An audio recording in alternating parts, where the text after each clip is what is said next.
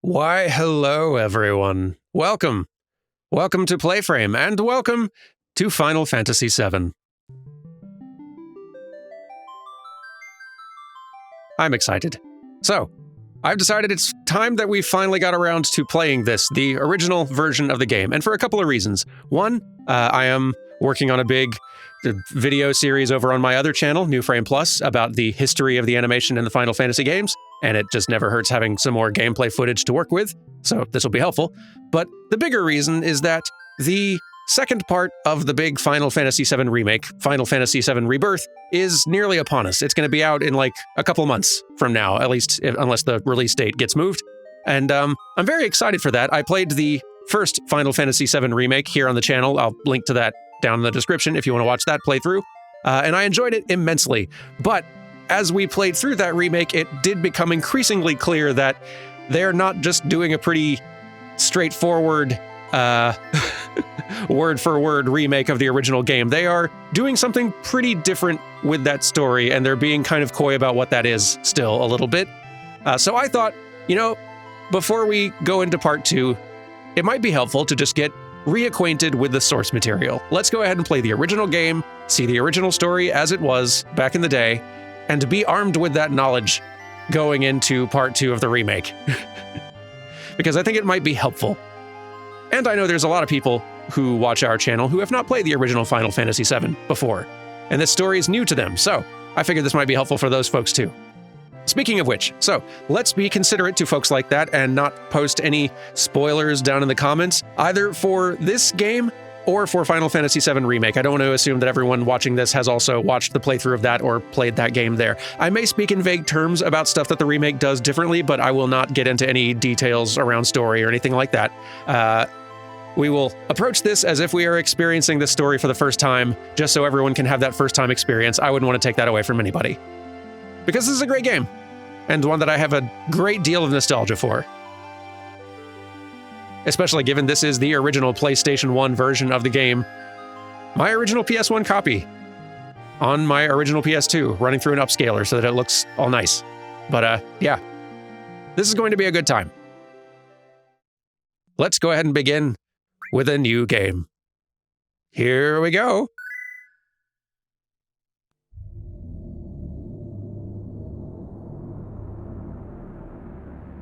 Get ready to enjoy some very early 3D video game graphics. Created by a team not yet really familiar with the technology. There's a definite charm to this game's visuals, but it is also abundantly clear that this team was figuring out how to use this tech as they went. I think it's pretty clear seeing the difference between Final Fantasy VII and VIII visually, just how much they learned over the course of the production of this game. There's going to be a lot to talk about in that New Frame Plus video someday.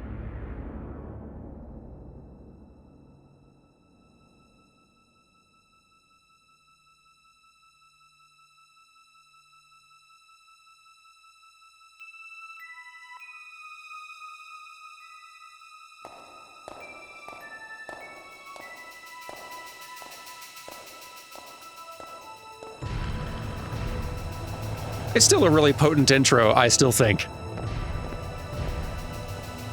Despite the very, very early CG work here.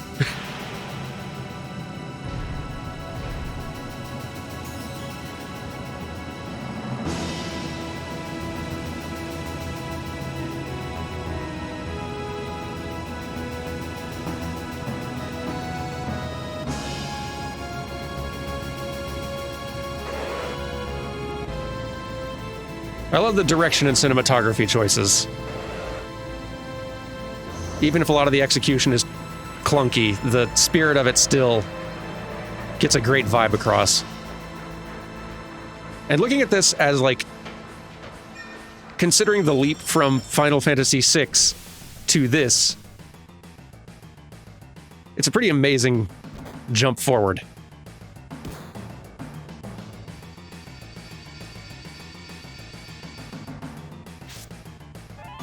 There's our guy. Come on, newcomer. Follow me. Oh god, I gotta do all these voices now. That only kind of just now occurred to me. I have all these voices that well, at least now that the remake is here, I at least have some voices to try to sort of imitate. I don't have to make it up. Here's our hero. Look at him. In all of his, like, 150 polygon glory. I don't know how many polys it is, but it's not a lot of them. This is the face of a hero. Anyway, let's get started. We got a job.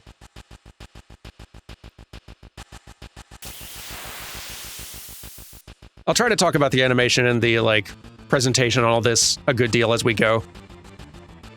But I'm not going to, I'm not going to worry about doing too much of that up front. It's like a 30-hour RPG. We'll be here a bit. I got time. I am super fascinated, though, to hear anybody who is watching this now who has not played the original Final Fantasy VII or seen it through, but has played or seen Final Fantasy VII Remake. I want to hear your thoughts on what this feels like. Because it is the same intro, the same story, more or less, as what you've seen in that remake. But in its original retro form, I'm super curious to hear how it hits. Wow, you used to be in Soldier, all right. Not every day you find one in a group like Avalanche. Soldier? Aren't they the enemy? What's he doing with us in Avalanche? Hold it, Jesse. He was in Soldier. He quit them and now's one of us. Didn't catch your name. Well, I guess we could name him whatever we wanted. We'll stick with Cloud, though. I think it works. Cloud. Cloud, huh? I don't care what your names are.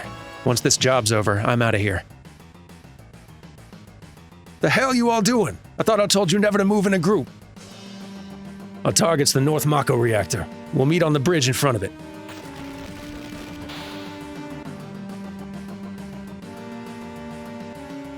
Ex-soldier, huh?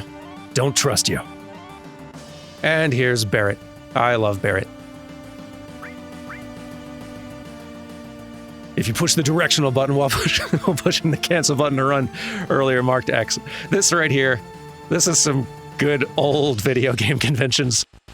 This is a great summation of original Final Fantasy VII right here. Just this screenshot with this text, having a character break the fourth wall for a second to explain very basic video game controls on a controller that would be new to a lot of people who were playing this. But also, there's, like, some clunky localization happening here where the sentence structure doesn't work if you push the directional button while pushing the cancel button to run. Earlier marked X. There's a lot that's clunky about original Final Fantasy VII in a whole lot of ways, localization definitely being one of them.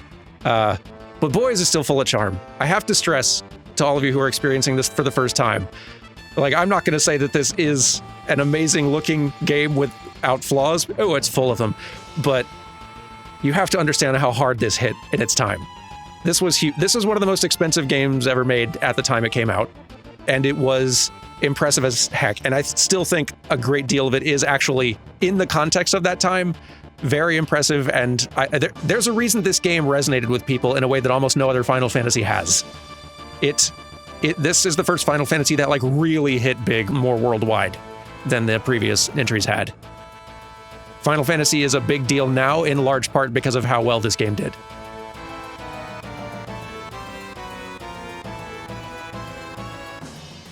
Look at that full motion video. Pre-rendered video with a real-time rendered character layered on top. That's still a cool trick to me. I'm not going to spend all day talking about it now, but I still kind of love that. You know what? All right, I will take a second to talk about this now so we can get into it a little bit later. So this is old hat news for a lot of you who are more familiar with this game and how old graphics worked, but for the rest of you. So this is the first 3D Final Fantasy game.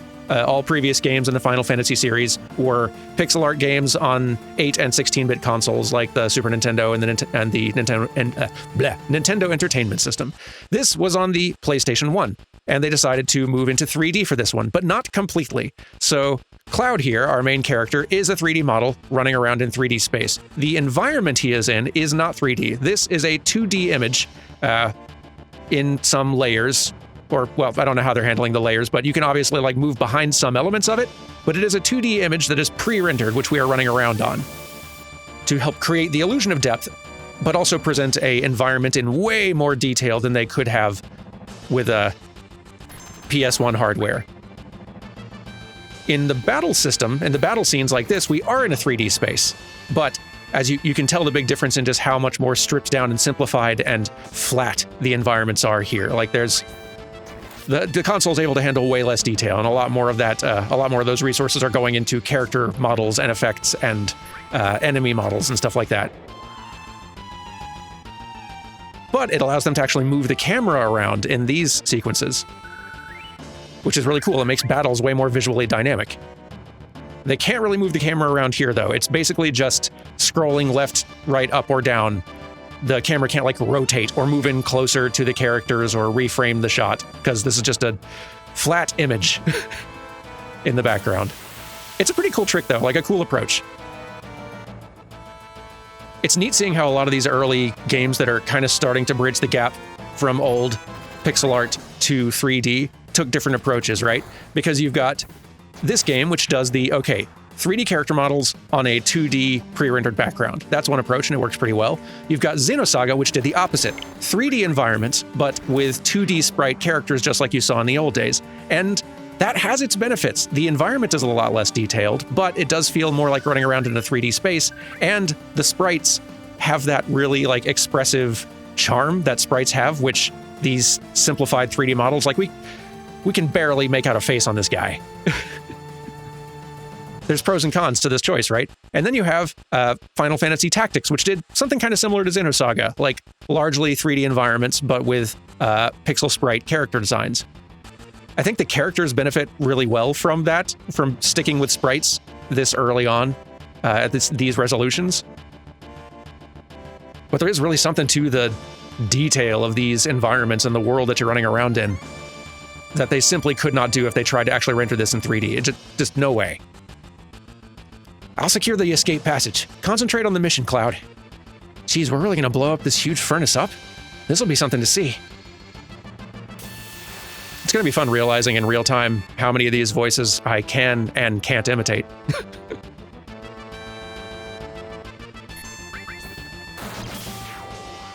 Battles this early on are very simple and straightforward. We're in kind of tutorial zone here.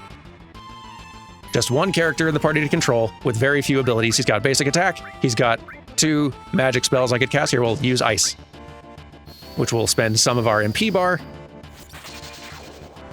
but do a fair amount of damage for it. And then we'll see him do his little sword spin. There's a great deal of charm to this. And a heck of a soundtrack, too, despite still being kind of constrained to working with MIDI, just basic MIDI soundtrack stuff. I think Uematsu made that choice because, like, the PS1 could technically have loaded up, like, MP3s for music, but I think they'd sort of realized that that was going to impact load times frequently during play. And so we decided to kind of stick with the old ways of the MIDI music, which has its own charm, and the compositions are still, like, fantastic. Yo, this your first time in a reactor? No. After all, I did work for Shinra, you know. The planet's full of Mako energy. People here use it every day. It's the lifeblood of this planet. But Shinra keeps sucking the blood out with these weird machines. I'm not here for a lecture. Let's just hurry. That's it. You're coming with me from now on. Schlorp. I love these goofy old video game conventions. So now Barrett is in our party. That's what that was signifying. Barrett walking into us and disappearing is their visual shorthand for, okay, Barrett is walking with you now. You technically have both of them here.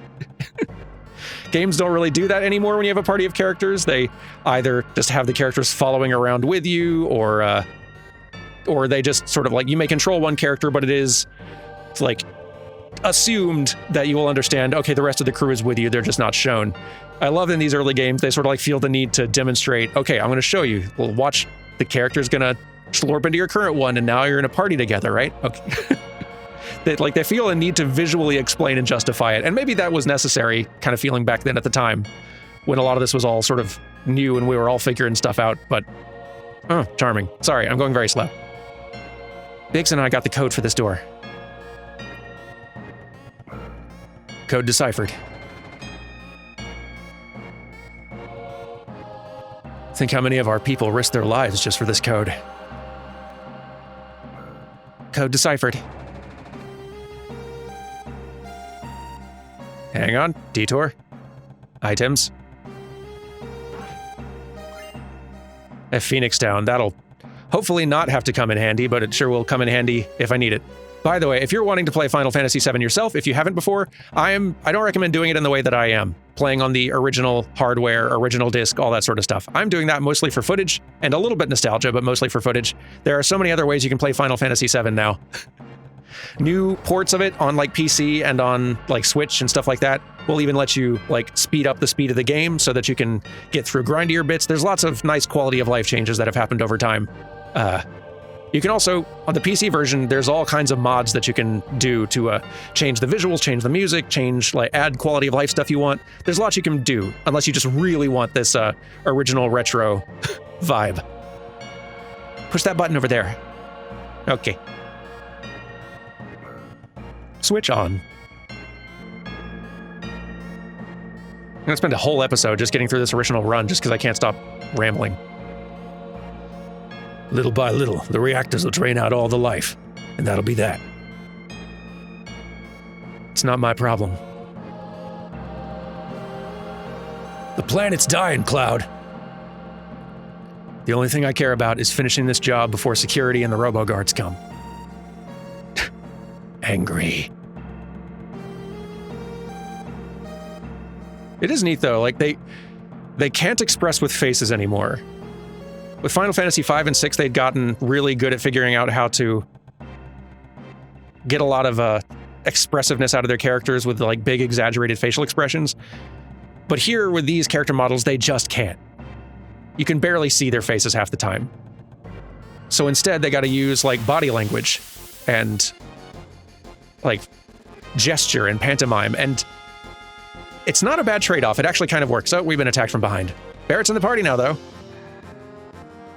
And if I do a quick, like, try to escape, it'll turn me around to at least face the enemy. Barrett, attack. Don't light me on fire.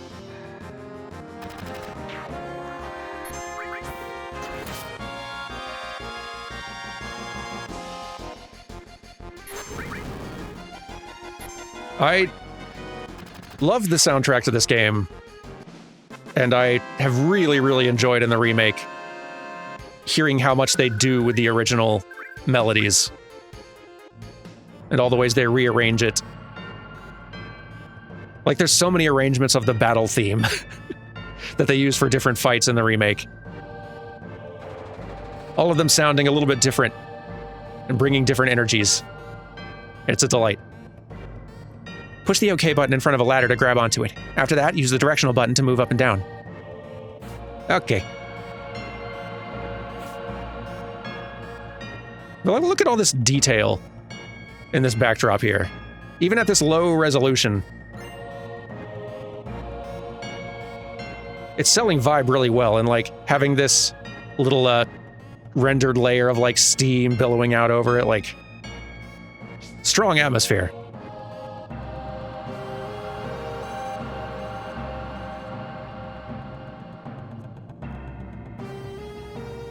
So like this, it looks like I'm traveling in 3D space.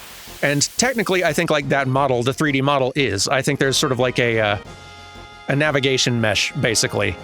That is, oh, that's a bigger thing. Barrett, attack that thing, please.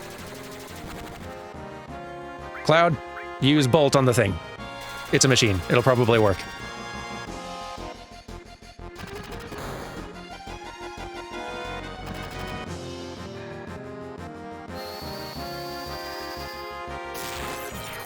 Yes.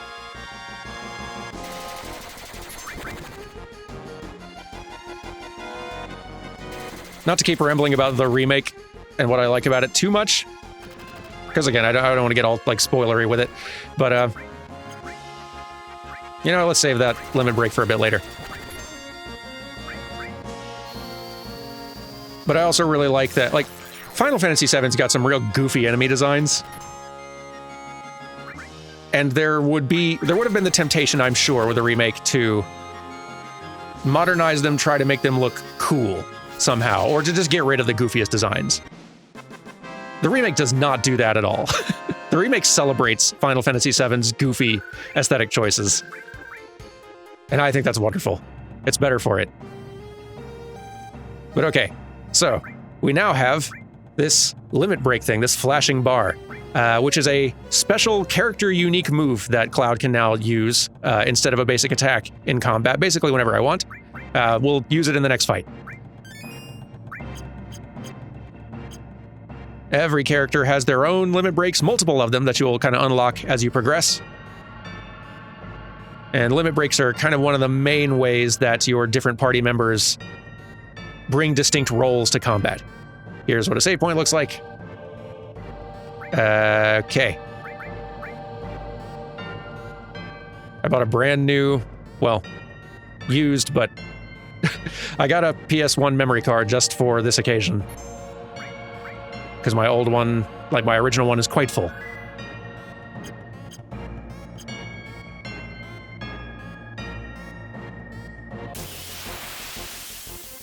As much nostalgia as I have for these old RPGs, I do not miss random encounters. All right, Cloud, do Braver on this unfortunate sap.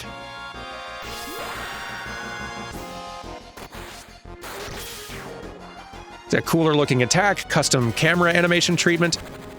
Being able to move the camera in combat adds so much over the original games. Big shot. All right, let's use that on this one. Barrett, do it.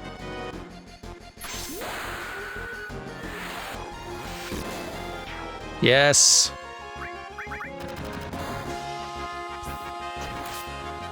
I'd spend more MP using Bolt, but whatever. This thing's got to be near dead. There we go.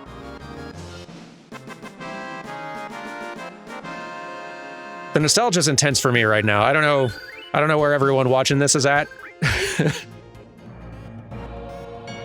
But I feel I needed to express where I am at on that front, and it's very nostalgia overloaded. Okay, let's put Barrett actually in the back row, because he's got a ranged weapon. He'll be doing just as much damage from there, but taking less damage. Might as well minimize damage where I can.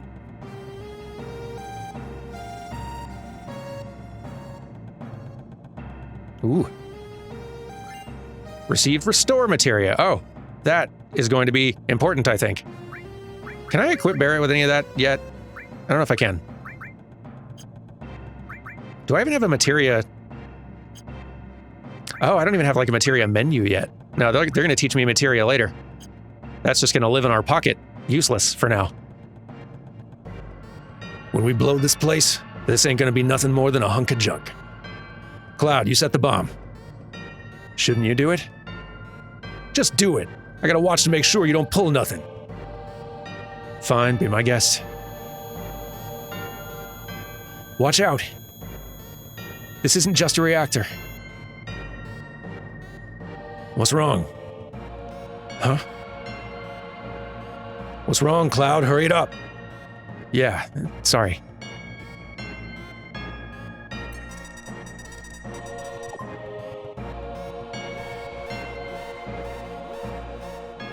Uh-oh. Heads up, here they come.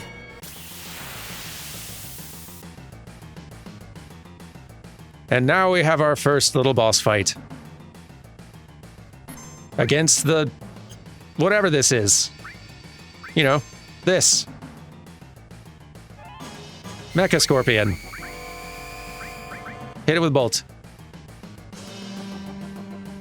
Locked onto target.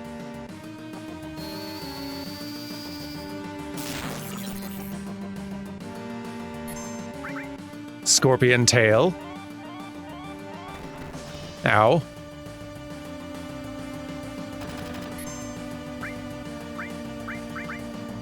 Cloud keeps spamming Bolt.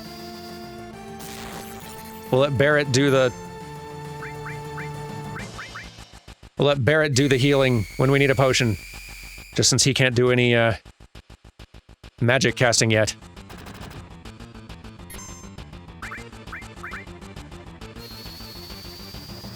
Spam that bolt.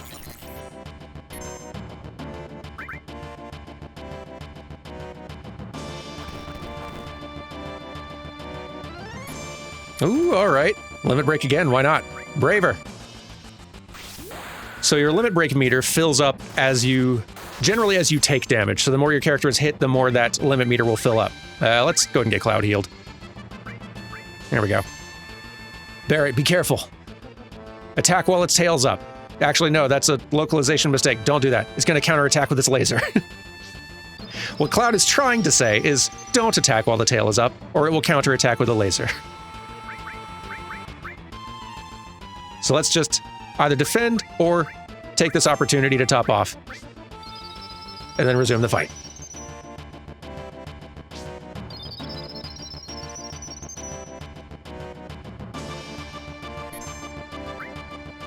All right. I like that they had a different camera angle for the phase where the boss has the tail up. For sort of like that, hey, don't attack in this window phase. They emphasize it even further with a camera move. It's a cool touch. I love seeing them. A big reason why I'm doing that Final Fantasy Animation History series is it's so fun watching a team figure out what they can do over time. It's fun seeing that, like watching that learning process happen. We win! Barra gets a level, and an assault gun, and we get money. So that's probably a stronger Barra weapon. Come on, let's get out of here. 10 minutes to detonation. Oh dear. That's not a lot of time. I'd love to, really quick, equip the assault gun though. Yep, that's stronger. Here you go. All right, let's run.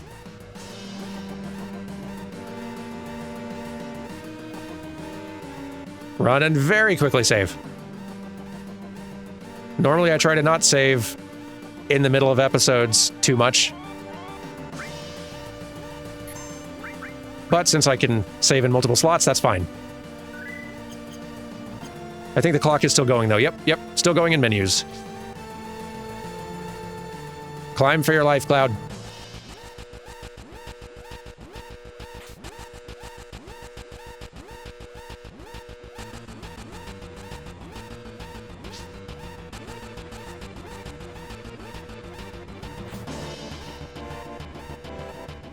Come on, let's go. You all right? My leg got stuck. Thanks. Just jumping right over me.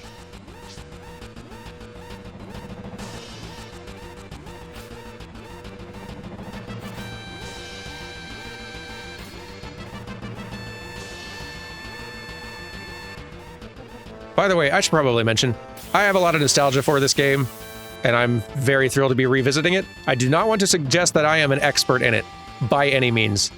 I am confident that there's a lot about this game I actually don't know, especially because I sort of discovered it, and like most of my memories of playing it are from like high school. At a time when I was not like, when there were fewer online resources for learning all the ins and outs of a game.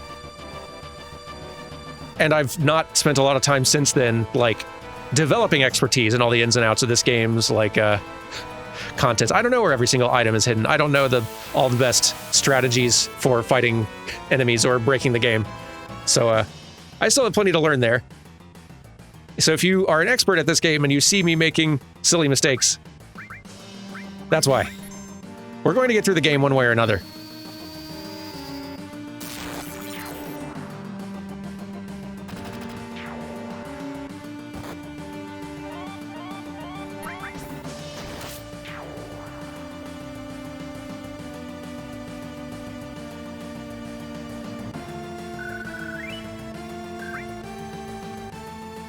Keep going.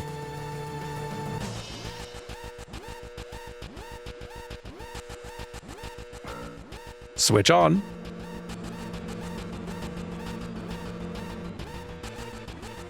And run.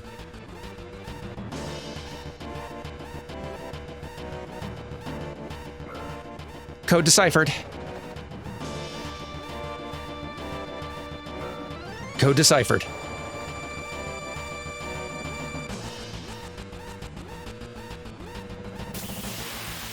Enemies now. We're trying to run.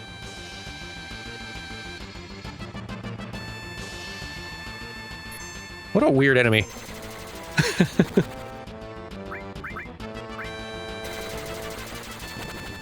Look at these weirdos.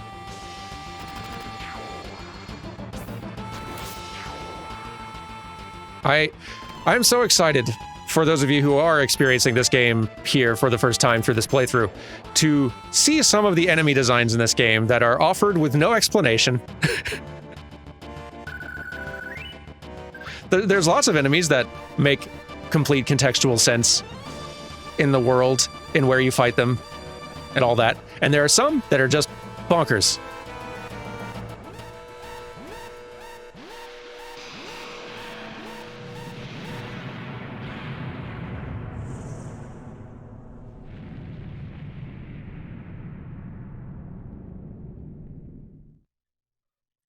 Seeing a full-on, like, pre-rendered movie in your video game back in the day felt like a huge treat. Those were like the little candy rewards for those of us back in the day playing through games like this and getting to like, oh, look at the cutscene, that's so cool looking.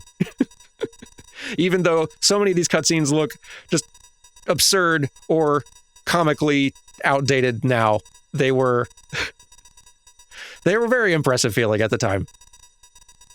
That should keep the planet going, at least a little longer. Yeah.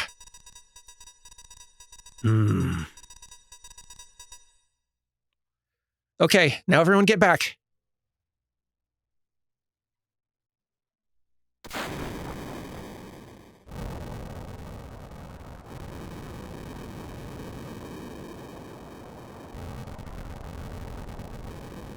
Wedge, you all right? Little singed. All right, now let's get out of here. Rendezvous at Sector 8 station. Split up and get on the train. Hey. If it's about your money, save it till we're back at the hideout. Okay. You're the boss.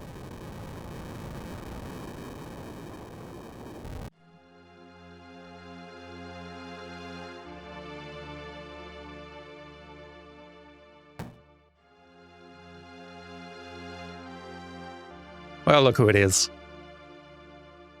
Excuse me. What happened?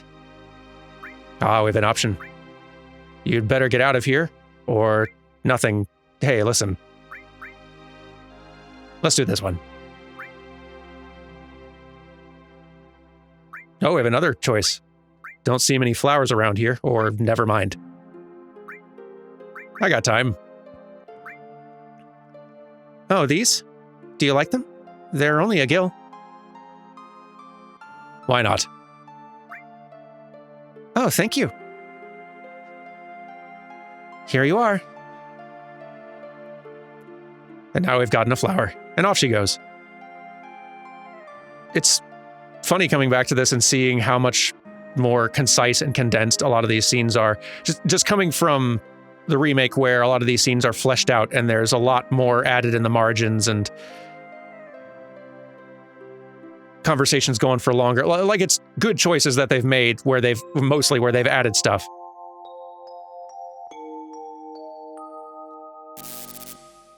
It's just, it's funny going back to the original and just seeing how abrupt and short the conversations were back then. Wonder what that is on the wall over there. Let's see. Don't be fooled by Shinra. Mako energy doesn't last forever. Mako is the planet's life source. The end is in sight. Protectors of the planet. Avalanche.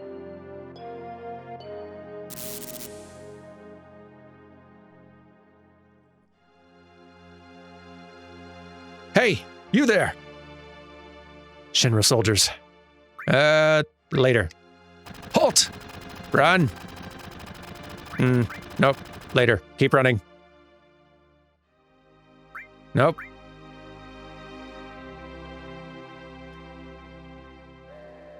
That's as far as you go. I don't have time to be messing around with you guys. Enough babbling. Grab him. And we escape.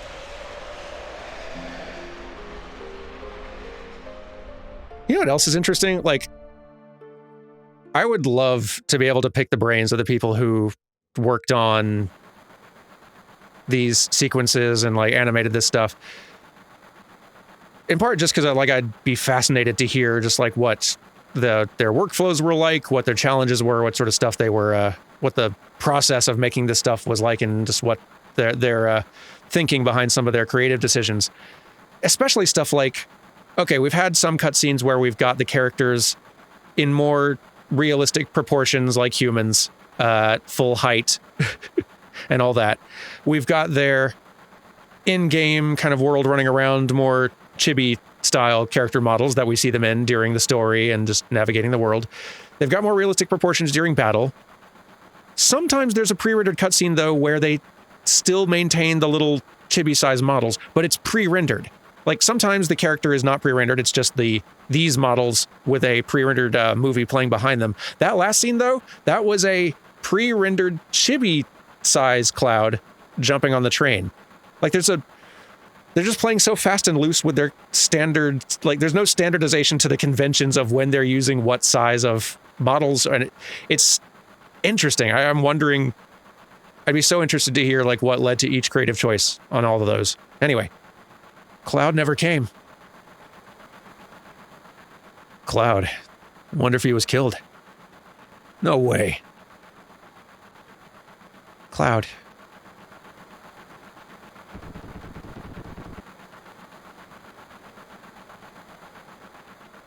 Say, do you think Cloud's going to fight to the end for Avalanche?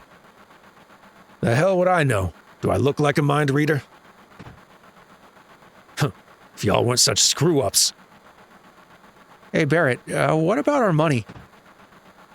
Nothing. Sorry.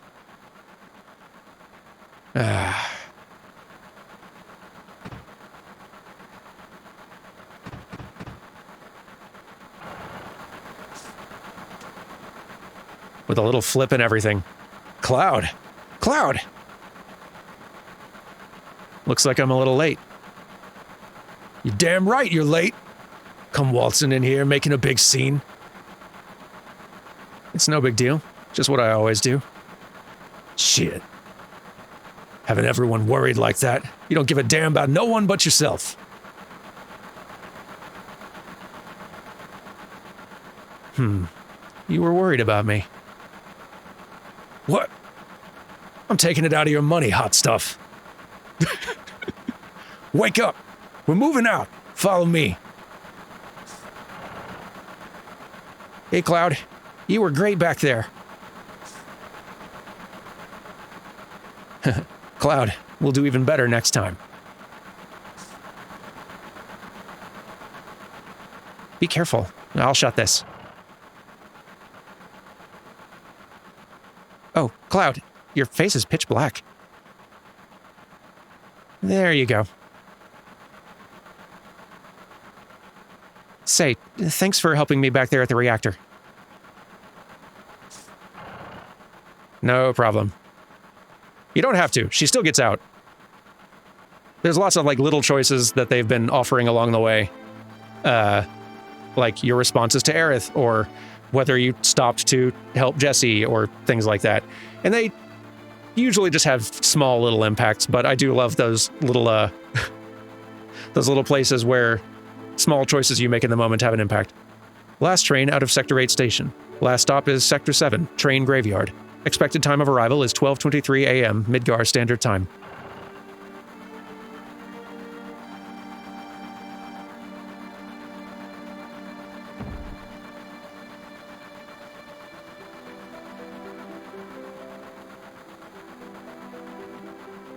This is why I hate the last train. Oh boy.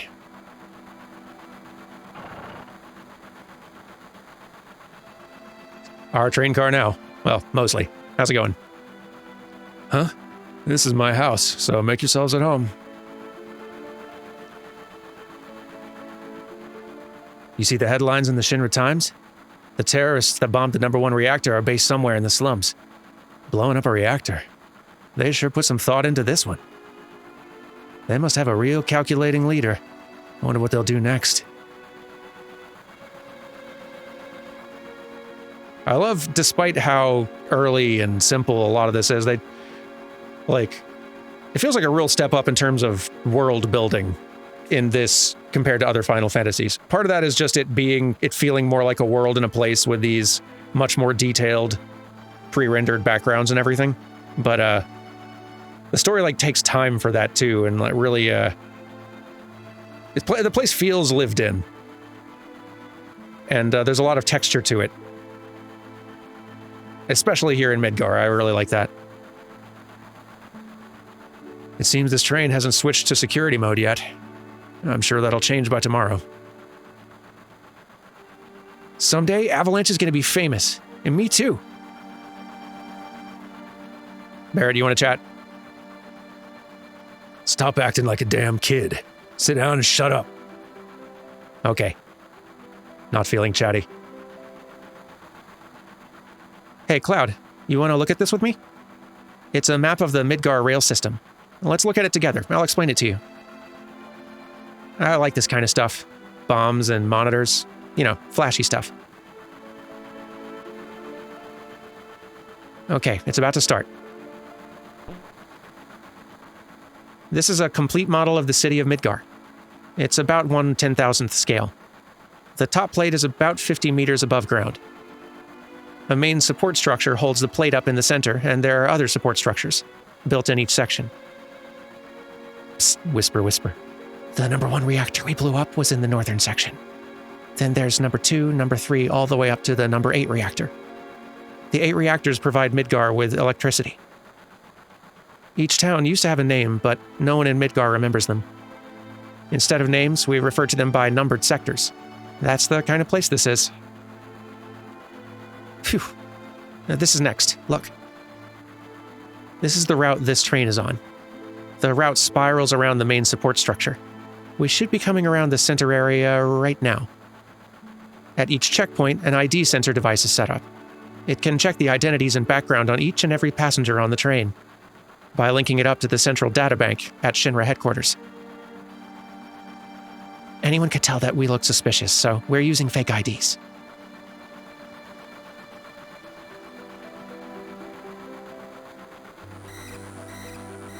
Speak of the devil? That light means that we're in the ID security check area. When the lights go off, you never know what kind of creeps will come out. Anyhow, we're almost back now. That's a relief.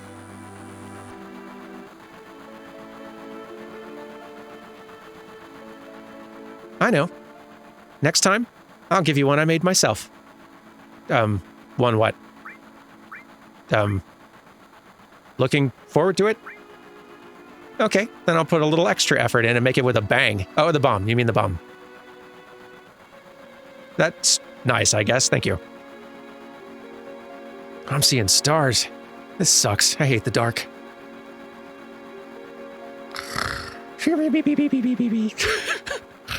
The localization on this is charming, but definitely rough. That's another reason I'd recommend playing a newer version of Final Fantasy VII if you are wanting to play this yourself. Newer versions of the game have, I understand at least, somewhat improved localizations. There's charm to this, but it was definitely a case where they had one translator on staff for this entire thing, and there was a lot about their workflow in general with localization that Square was going to be figuring out over the next 5 or 6 games, to be honest. So Final Fantasy VIII's a pretty big step up over this, but this one's definitely rough in some places. Don't act so damn big, Barrett. Snooze. Look, you can see the surface now. The city don't have no day or night. If that plate weren't there, we could see the sky. A floating city. Pretty unsettling scenery. Huh? Never expect to hear that out of someone like you. You're just full of surprises. The upper world. The city on a plate. It's because of that. Also, they used like comic style profanity filter over stuff. I don't really know what to. Carrie add beeps, I guess? I have no idea. It's because of that pizza that people underneath are suffering. And the city below is full of polluted air. On top of that, the reactor keeps draining up all the energy. Then why doesn't everyone move on to the plate? Dunno. Probably because they ain't got no money. Or maybe because they love their land, no matter how polluted it gets. I know. No one lives in the slums because they want to. It's like this train. It can't run anywhere except where its rails take it.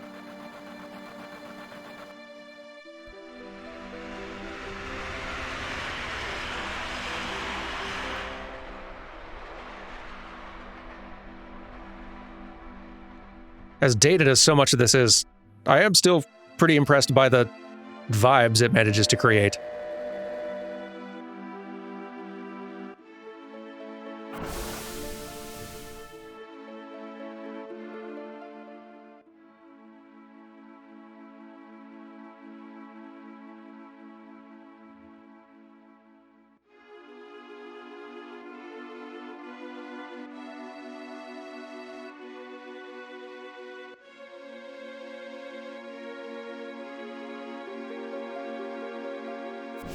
Yo, get over here, all of you. Oh, me too, right. I am part of Alia. This mission was a success, but don't get lazy now. The hard part's still to come. Don't y'all be scared of that explosion. Because the next one's gonna be bigger than that. Meet back at the hideout. Move out. You got it. Hey, who are y'all? I'm not letting you go tonight. Wow. What? Isn't there somewhere we could go to be alone? Wow. Someone's very easily impressed. There's only the train graveyard around here, and they say there's ghosts around too. Damn. What? I'll leave you two to figure out what on earth each of you is saying. I have places to be. Hello. Sorry to interrupt. Hey now. Whoops. What on earth are you doing? Just butt out. Jeez. Huh? You come to see it too? There was a bombing on top. If this pillar should come down, everyone in the slums is dust. Well, there's no point in worrying about that. Hey, look. It's huge, ain't it?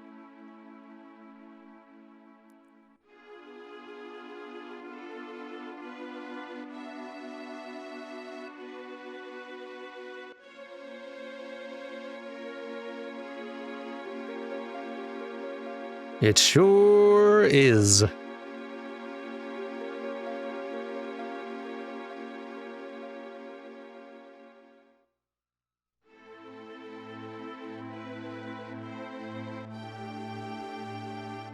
Hey, this is a strange and wonderful place. This is my place, but you can come here when you want. Bye, bro. Wow, we're already making friends. Yo, Cloud, over here, now! Right, sorry. Actually, you're gonna have to wait till tomorrow, Barrett. I'm gonna go ahead and call it an episode since I'm here at the save point. Y'all, I'm very excited to be playing through this here on the channel with you. If you are catching this later and you want to watch the full playthrough all the way through, I've got a link to the playlist for this entire Final Fantasy VII playthrough down in the description below, and also a link to the playlist for the Final Fantasy remake, Final Fantasy VII remake rather playthrough. I always put those down in the descriptions. But yeah, I will see you tomorrow for another episode of this. Take care until then, and goodbye.